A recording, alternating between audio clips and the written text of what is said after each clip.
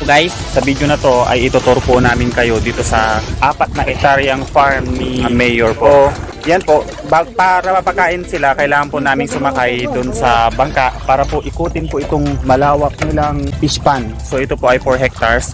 At ang isda po na nandito ay puro mga tilapia po. So actually guys, kanina nakapagpakain na po sila ng 12 sacks. And ngayon para po may pakita sa atin at para mapanood nyo na rin po ay uulitin nilang pakainin tilapia nila.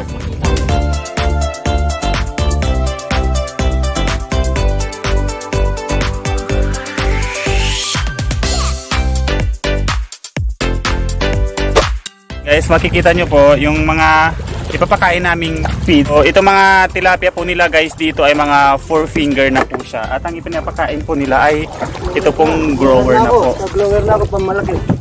Pang grower na po na malaki guys.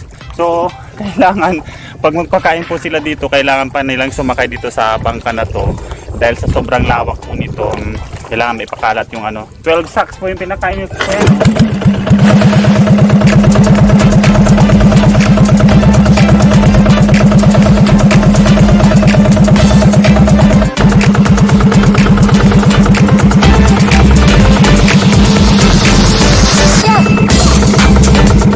Sobrang lawak nito at sa sobrang dami din ng daan nito, kailangan pa nilang gumamit po ng ito, balsa, para po mapakain nila lahat ng isda dito sa napakalawak nilang fish pond.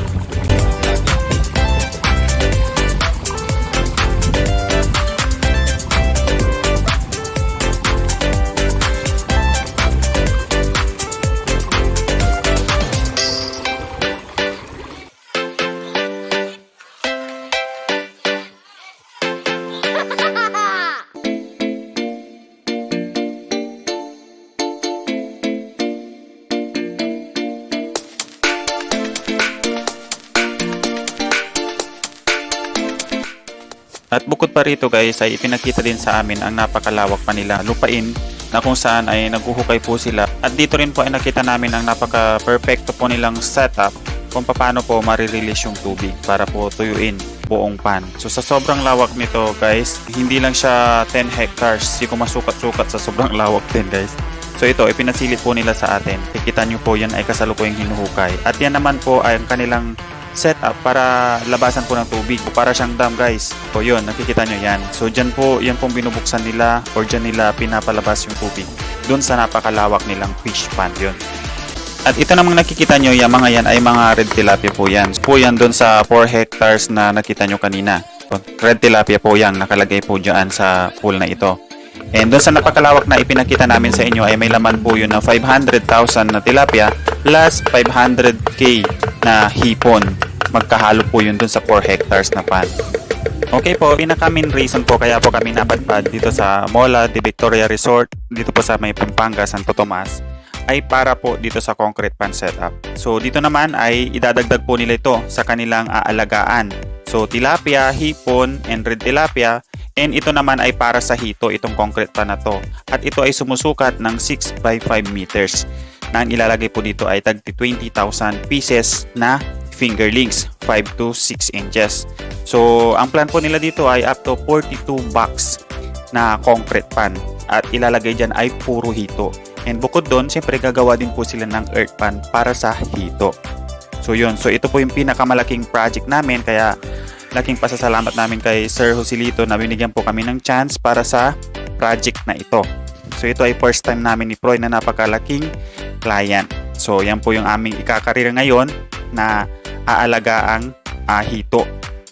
At maraming salamat din po sa kanila dahil po ang aming tinuluyan ay napakaganda pong resort. Yan. So yan po ay binakante po nila sa amin. Yan, so nakikita nyo dyan, ito po ang naging kwarto namin. Dalawa lang kami ni Proy TV at solo po namin tong resort na to. Napakaganda po nung place. Ito po ay ginagamit sa mga may ipa-event like birthday party, weddings, or business meeting. Ito yung pinaka-perfect place. Ito po ay yung sa Mola de Victoria Resort. So ito po yung mga pinakamalaki nilang na vela. Yan, so dito kami pinatuloy na kung saan 4 yung kwarto namin dito ni Proy. So may mga kanya-kanyang CR din, may ref, yan, kompleto, kusina, and halos lahat ng pagkain po namin. So kompleto po siya. So nag-swimming din kami dyan. Yan, maraming salamat sir. Okay po, so share ko na rin po sa inyo dahil nagmarites kami ni Froy TV na pag-alaman namin na sila po pala ang nagmamay-ari ng fun side Ningnangan. The word Ningnangan yung ihawan or ihaw-ihaw, yan. Sila po yung may-ari ng 16 branches.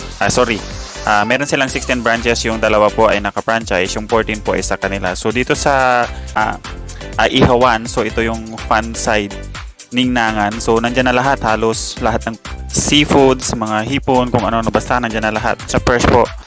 So bagong luto po yan lahat. Sponsored by Sir Jose dito po. Yan. So kasama namin yung kanilang driver. So sila po yung nakatit sa amin. So, itong nakikita nyo pong branch na ito po ay sa fun side Ningnangan sa Angeles nung pauwi na po kami. Hatid po kami dyan sa Dao. Yung mga pagkain namin yan, sponsored by. Yan. So maraming salamat talaga. Yun, so ito po yung malaking blessing sa amin na project ngayon. Okay, so yun lang po. Bago po magtapos ay gusto ko munang i-shoutout ang mga taga-fan side Ningnangan sa May Angeles po na sila Ma'am Jonah Rose, Sir Mercado, Jaja, kay Sir J. David at sa Sir Randy and family. Yan, so maraming salamat po sa inyo. And sa mga bago pa lang sa channel na to, don't forget to click subscribe button and bell icon for more videos. So, yun lang po guys. Thank you.